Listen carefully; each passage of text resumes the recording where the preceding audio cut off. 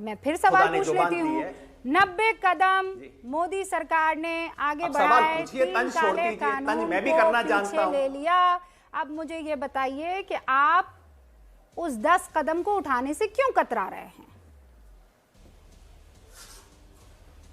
ये आपकी 90 और 10 की गिनती आपको मुबारक हो।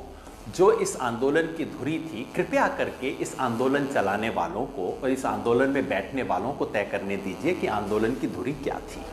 इस आंदोलन के 2 पहिए थे, पहले दिन से घोषित।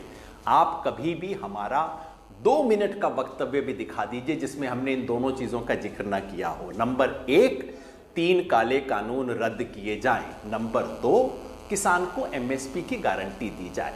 यदि आप ये कहें कि बिजली का कानून धुरी नहीं था, मैं मान जाऊंगा। आप कहिए पराली की बात धुरी नहीं थी, मैं मान जाऊंगा। इसीलिए तो लेकिन मैं कह रही हूं एमएसपी धुरी नहीं बहुत थी, समझदार ये कहने वाले को मैं कहूंगा कि उसने समझ नहीं आई। इसीलिए मैं कह रही हूँ, आपको गणित समझ में आ रहा था। मुझे मुबारक मत कीजिए 90:10।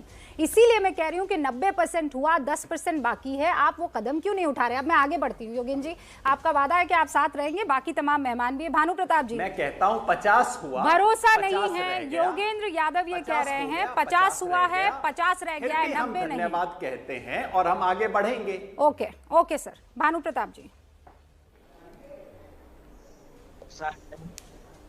ये जो कानून वापसी की मांग और एमएसपी की मांग, ये एमएसपी यदि किसान आयोग बनाकर किसान आयोग की सहमति से बने तो एमएसपी से फायदा हो सकता है।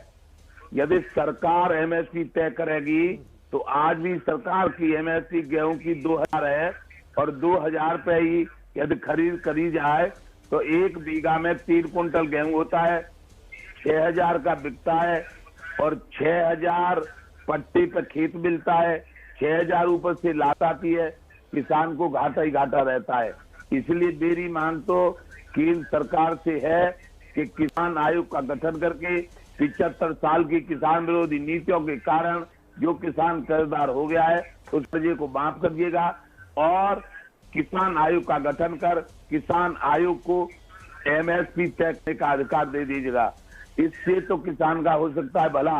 और रही बात ये कि आंदोलन Tikri border, Sindhu border, Ghazipur border मेरी समझ में हट जाना चाहिए, सड़कें खाली कर देनी चाहिए। वार्तालाप के माध्यम से आप और हम सब किसान सरकार से वार्तालाप करके अपनी मांगे पूरी करवाते हैं, क्योंकि दिल्ली में टिकरी बॉर्डर, गाजीपुर बॉर्डर और सिंगू बॉर्डर पे वो आम जनता की बहुत परेशान है, रोड बंद है, इसलिए ये इतने ज्यादा दिनों तक अच्छा नहीं है। मेरी बात यदि किसी को बुरी लग रही हो तो कुछ लोग तो कहते हैं भगोड़ा है, तो भगोड़ा के लिए भी ये कहूंगा जो 26 जनवरी को जो तांडव हुआ था ऐसा मैं सहन नहीं कर सकता, इसलिए मैं आया हूं और मैंने किसी से कुछ नहीं ले लिया।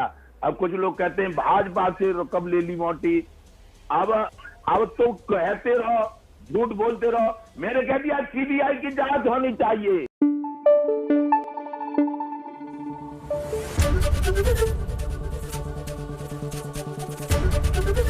एबीपी न्यूज आपको रखे आगे।